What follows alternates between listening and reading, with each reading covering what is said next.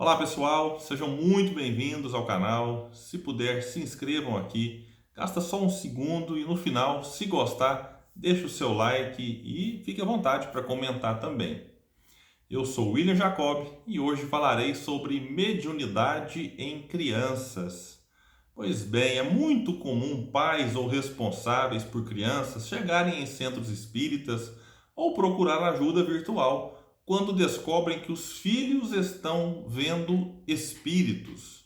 E na realidade, os pais quase desencarnam diante do que os filhos relatam. A gente observa até que o susto maior é dos próprios pais, enquanto muitas crianças lidam com esse fenômeno com uma certa naturalidade e relatam aos pais, às vezes, como algo comum, algo tranquilo. E aí, aos pais que criam todo o pavor. É claro que não são todos assim, estou tratando apenas de um tipo, né, ali de reação de muitas crianças e muitos responsáveis.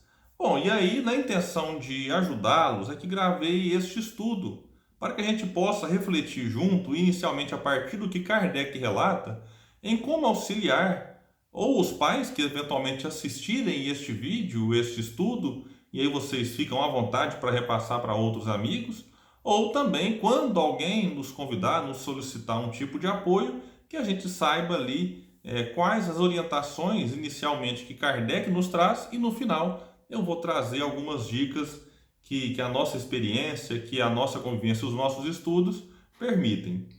No livro dos médiuns, lá no item 221, na sexta pergunta, Kardec indaga os espíritos: haverá inconveniente em desenvolver-se a mediunidade nas crianças?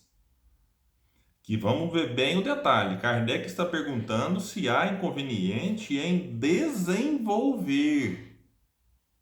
E a resposta é mediunidade das crianças. A resposta é certamente.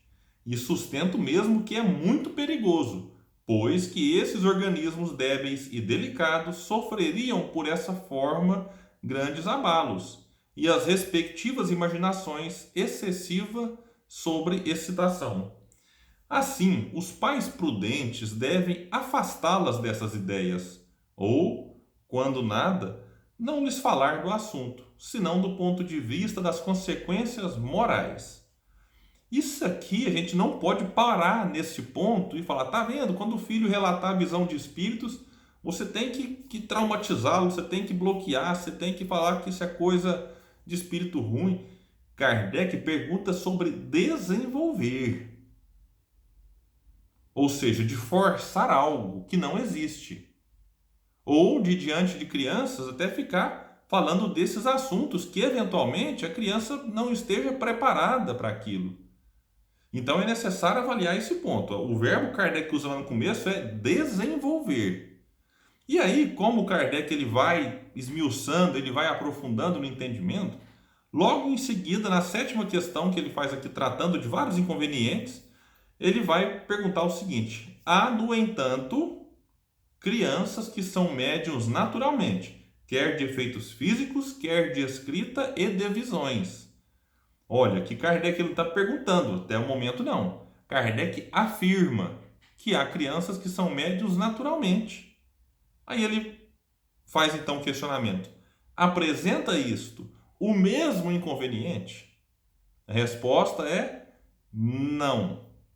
Quando numa criança a faculdade se mostra espontânea, é que está na sua natureza e que a sua constituição se presta a isso.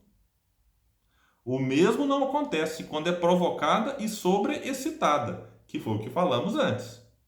Nota que a criança que tem visões geralmente não se impressiona com estas, que lhe parecem coisa naturalíssima, a que dá muito pouca atenção e quase sempre esquece. Mais tarde, o fato lhe volta à memória e ela o explica facilmente, se conhece o espiritismo. Então, é engraçado porque a gente não ouve todas as horas a criança falando, vi espírito, porque em muitas ocasiões ela vê. E aquilo para ela é tão natural que ela nem sente a necessidade de ficar toda hora comentando.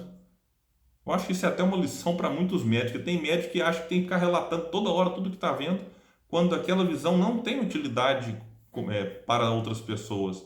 Então as crianças lidam com isso, as crianças que são médiuns naturais, lidam com isso com extrema tranquilidade. É muito comum observar crianças dizendo que tem amigos que os adultos chamam de imaginários, porque os adultos acham, né, que aqueles amigos são frutos da imaginação, ignorando que muitas vezes não é fruto de imaginação, é um amigo desencarnado, que está ali brincando, que está ali conversando, dialogando, entretendo com ela, super tranquilo, sem nenhum intuito de prejudicar, de fazer o mal.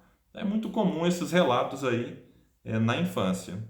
E na sequência, na questão oitava, então, do item 221 do Livro dos Médiuns, Kardec, então, preocupado com o negócio de idade, ele pergunta: em que idade se pode ocupar sem inconvenientes de mediunidade?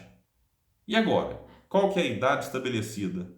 A partir de quando que se pode ocupar as crianças ali de mediunidade sem que isso cause nenhum tipo de transtorno? E aí a resposta dos espíritos é um negócio impressionante.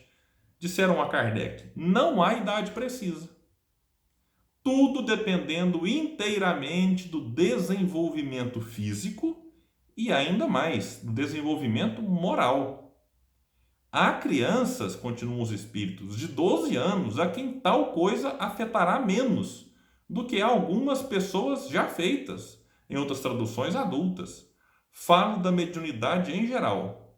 Porém, a de efeitos físicos é mais fatigante para o corpo. A da escrita tem outro inconveniente, derivado da inexperiência da criança, dado o caso de ela querer entregar-se a sós ao exercício da sua faculdade e fazer disso um brinquedo. Então vejamos que os espíritos afirmam: não há idade estabelecida. E a resposta foi muito prudente, porque senão tem gente que vai ficar esperando. Olha, quando completar 7, 8, 10, 12 anos, no dia do aniversário a gente canta parabéns e pronto, posso começar a desenvolver mediunidade sem inconvenientes para o pré-adolescente, para a criança. Então os espíritos falam: não existe idade, depende do desenvolvimento físico e ainda mais o desenvolvimento moral. Então, meus amigos, essas são as questões que Kardec traz aqui neste ponto do Livro dos Médiuns. Mas o que eu poderia dizer nas dicas que eu falei lá no começo que eu deixaria é o seguinte: trate com naturalidade, sem estimular. Não tem que ficar estimulando a criança que não apresenta, e mesmo aquela que fala que viu os espíritos e tal, não fica estimulando, tentando estabelecer ali um intercâmbio, às vezes, né, causando uma certa fadiga à criança. Como eu disse, para a criança é algo muito natural. Então, se ela eventualmente perguntar algo, pode-se falar, né, da imortalidade da alma, mas tudo dentro de um entendimento que a idade, né, e o avanço moral da criança consiga compreender, sem causar nela ali grandes abalos, sem causar nela ali grandes, às vezes até traumas, porque às vezes o fenômeno da mediunidade em crianças acontece em famílias que não têm assim um grande conhecimento do espiritismo, e a gente precisa saber, quando espíritas, em como utilizar as melhores palavras para não causar algum tipo de susto, algum tipo de trauma naquelas pessoas, que às vezes traz a ideia, inclusive, de que só se manifestam aos humanos seres demoníacos. Então é necessário a gente, enquanto espírita, quando for orientado, quando for chamado a dar alguma orientação, tomar muito cuidado, respeitando ali, claro, algumas questões que possam evitar algum tipo de transtorno naquela família, sem por isso, obviamente, é bom destacar, deixar de falar, em especial para a família, o que é que está acontecendo. Outra dica que eu deixo é que a gente deve fazer oração. Orar pelo anjo guardião daquela criança, orar pelo espírito que está se manifestando. William, mas eu não sei qual é o espírito. Não tem problema. Ore para aquele que está se manifestando, mesmo que não sabe nome, não sabe quem ele foi na última encarnação. Ore para ele. Se for um espírito bom, ficará grato à prece. Se for um espírito não tão elevado, também agradecerá pela prece. Então, a oração vale muito nesses momentos. Entender que às vezes o que a criança está vendo pode ser um familiar que já desencarnou e resolve fazer uma visita? Pode sim. Como pode ser a visão do próprio anjo guardião da criança. Então tem muito pai que acha que existe uma fórmula mágica do tipo, vamos fazer isso e aí as visões acabarão. Mas às vezes não, às vezes a mediunidade nela está natural e o que ela está relatando naquele momento é a visão de um anjo guardião que fará companhia a ela ao longo de muitos anos. Então como é que a gente vai pedir agora que o anjo guardião deixe de aparecer para uma criança?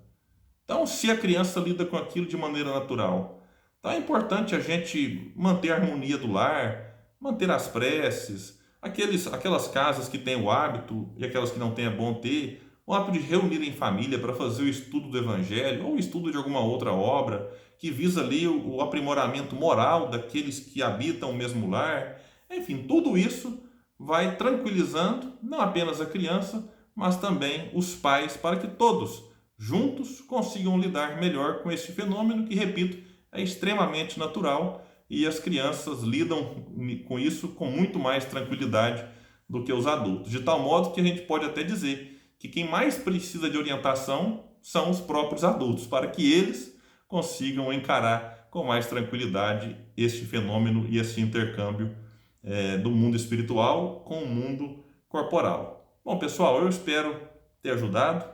Deixo aqui o meu abraço, o meu até breve e que todos continuemos estudando o Espiritismo, refletindo de modo que sejamos pessoas cada vez melhores. Muita paz e até o nosso próximo estudo.